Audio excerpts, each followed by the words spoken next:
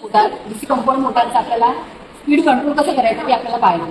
तर DC compound motor speed control करताना आपण काय करतो की त्याच्या जी फील्ड वाइंडिंग आहे त्या फील्ड वाइंडिंगमधला करंट आपल्याला जसा करंट कमी केला तर फ्लक्स कमी होते आणि फ्लक्स कमी झाल्याने स्पीड वाढेल.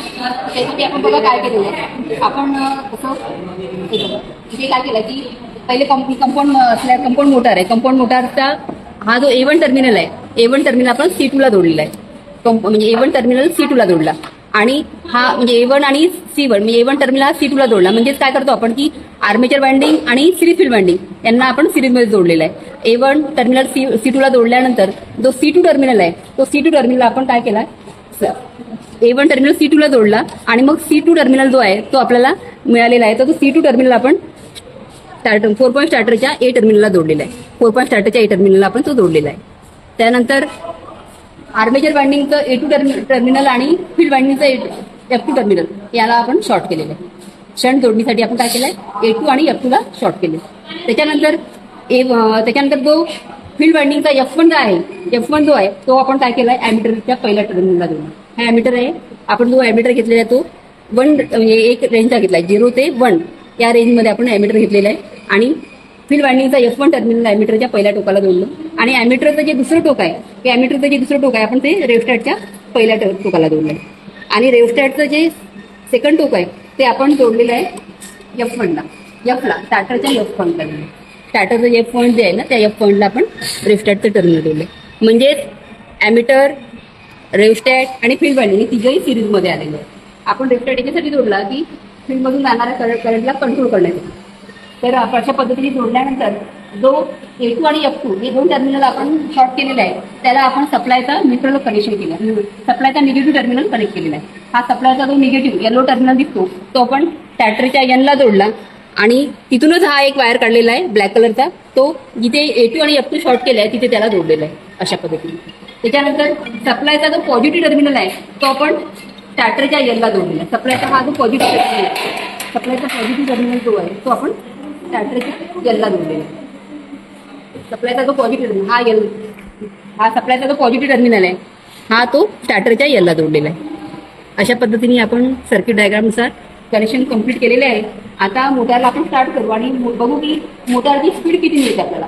मोटारची जी स्पीड आहे ती स्पीड आपल्याला वाढवायची आहे. म्हणजे हा रेव्हस्टॅट फील्डच्या सर्किटमध्ये आपण कनेक्ट केलेला आहे आणि आता हा जो रेव्हस्टॅट आहे तो सगळ्यात कमी म्हणजे मिनिमम रेजिस्टन्स आहे आता आणि मिनिमम रेजिस्टन्सच्या पोझिशनवर तो आपण फील्ड वाइंडिंगमध्ये त्याला ऍड केलेला आहे. जसा आपण हा रेजिस्टन्स वाढवत नेणार तसा काय होणार की फील्ड वाइंडिंगमधून जाणारा करंट म्हणजे जसा रेजिस्टन्स वाढवतो तसा फील्डमधून जाणारा करंट कमी होईल. जसा करंट कमी होईल त्याच्या फ्लक्स कमी होतील आणि स्पीड वाढेल. कारण स्पीड ही फ्लक्सच्या व्यस्त प्रमाणात असल्यामुळे स्पीड वाढेल. आपण कसं होते का ते बघूया. आधी मोटारला चालू करू आणि त्याची स्पीड चेक करू.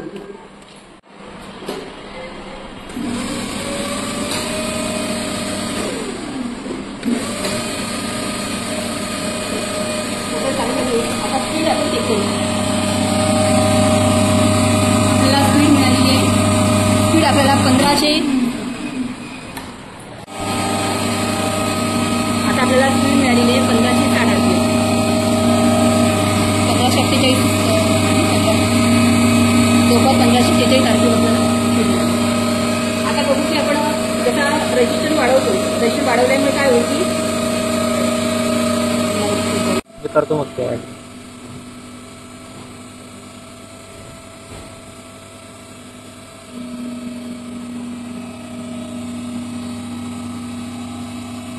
सांगू का आपल्याला स्पीड मिळालेली आहे 1538 RPM स्पीड मिळाली. आपण जसा रेजिस्टन्स कमी करणार तसं काय होईल की करंट जसा रेजिस्टन्स वाढवला आपण आता रेजिस्टन्स वाढवला की करंट कमी होणार. तर आता सध्या करंट आहे 0.88 एम्पियर करंट आहे. 0.88 एम्पियर करंट आहे. आता बघा रेजिस्टन्स वाढवतो आपण रेजिस्टन्स वाढवला की करंट कमी होणार. आता बघा करंट कमी झालेला आहे. आता करंट झालेला आहे 0.8 एम्पियर 0.8 एम्पियर करंट झाला म्हणजे फील्डमधून जाणारा करंट कमी झाल्यानंतर काय फ्लक्स कमी झाला. फ्लक्स कमी झाल्यानंतर स्पीड वाढेल. तो काय स्पीड वाढली होती. आता परत आपण रेजिस्टन्स वाढवणार की करंट कमी करंट कमी. आता करंट झाला आहे 0.72 एम्पियर आणि स्पीड झाली आहे 1714 RPM. आता परत आपण रेजिस्टन्स वाढवणार. वाढवला की करंट कमी होईल. करंट कमी झाला. करंट कमी झालेला आहे 0.65 एवढा करंट कमी झाला. आणि स्पीड 1800 RPM स्पीड वाढली. 1814 RPM. परत आपण करंट रेजिस्टन्स वाढवला आणि करंट कमी झाला. करंट जवळपास 0.61 अँपिअर झाला आणि स्पीड झाली आहे 1838 RPM. 1848 RPM. शंट मोटारची फील्ड कंट्रोल मेथडनी स्पीड आपण रेटेड फील्डपेक्षा स्पीड कशी वाढवतो ते बघतो आपण आता. तर ही DC शंट मोटार ही आपण घेतलेली आहे आणि ही 230 वर्किंग व्होल्टेज DC वर्किंग व्होल्टेजला काम करते. तर या DC शंट मोटार त्यानंतर आपण या DC शंट मोटारची जी फील्ड कंट्रोल मेथडसाठी जे स्टार्टर वापरलेलं आहे ते 4 पॉईंट स्टार्टर वापरलेलं आहे आपण इथे. त्याच्यानंतर जी फील्ड वाइंडिंग आहे त्या फील्ड वाइंडिंग मधला जो करंट आहे तो करंटला आपण कमी करायसाठी आपण हे 2 रेव्हस्टॅट इथे सिरीजमध्ये जोडलेले आहे. 2 रेव्हस्टॅट आणि हा त्याच्यात फील्ड वाइंडिंगमधून जाणारा करंट मेजर करण्यासाठी आपण हे ॲमीटर घेतलेलं आहे. 0 ते 1 रेंजचं हे ॲमीटर घेतलेलं आहे आणि हे 2 रेव्हस्टॅट घेतलेले आहे. हे दोन्ही रेव्हस्टॅट सिरीजमध्ये जोडले आणि त्याच्याच सिरीजमध्ये आपण ॲमीटर जोडलेलं आहे. आणि ॲमीटर जो फील्ड आर्मेचर वाइंडिंगचा A2 आणि F2 हे 2 टर्मिनल आपण शॉर्ट केलेले. त्याच्यानंतर आर्मेचर वाइंडिंगचा उरलेला जो A1 टोक आहे ते A1 आपण काय केलं की स्टार्टरच्या A टर्मिनलला जोडलेलं आहे. त्याच्यानंतर स्टार्टरच्या A टर्मिनलला हे जोडलेलं आहे आपण. त्याच्यानंतर जी फील्ड वाइंडिंगचा F1 टर्मिनल आहे तो आपण फील्ड वाइंडिंगचा F1 टर्मिनल आर्मेचर ॲमीटरच्या पहिल्या टोकाला जोडलेलं आहे. आणि ॲमीटरचं जे सेकंड टोक आहे ते आपण सेकंड टोक आहे ते रेव्हस्टॅटला जोडलेलं आहे. सेकंड टोक आणि रेव्हस्टॅटचं जे सेकंड टोक आहे ते आपण स्टार्टरच्या F पॉईंटला जोडलेलं आहे. स्टार्टरचा जो F टर्मिनल आहे त्या F टर्मिनलला आपण जोडलेलं अशा पद्धतीने. त्याच्यानंतर सप्लायचा जो निगेटिव्ह टर्मिनल आहे हा येलो वायर जो दिसतो आपल्याला सप्लायचा जो निगेटिव्ह टर्मिनल आहे तो स्टार्टरच्या Nला जोडला आणि तिथेच एक ब्लॅक वायर जोडला आणि तो कुठे जोडला आपण तो A1 आणि A2 आणि F2 हे टर्मिनल जे शॉर्ट केले आहे त्या शॉर्ट केलेल्या टर्मिनलला जोडले.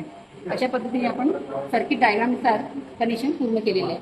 आता आपण बघणार आहोत की मोटरला स्टार्ट करू आणि बघू की मोटरची स्पीड किती आहे.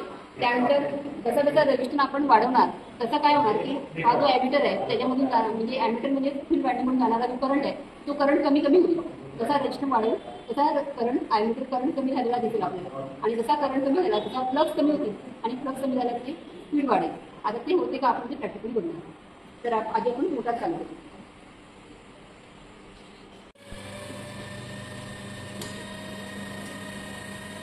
तर आता आपल्याला स्पीड मिळालेली आहे 1544 RPM स्पीड आपल्याला जसं 1540 RPM मिळाली 1544.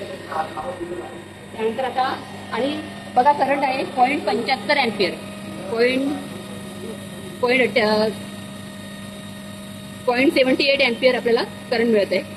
आता आपण काय करणार की आपण रेव्हस्टॅटचा रेजिस्टन्स वाढवणार. तसा रेजिस्टन्स वाढवू तसा करंट काय होईल कमी होईल. बघा रेजिस्टन्स वाढवल्यामुळे करंट कमी झालेला आहे.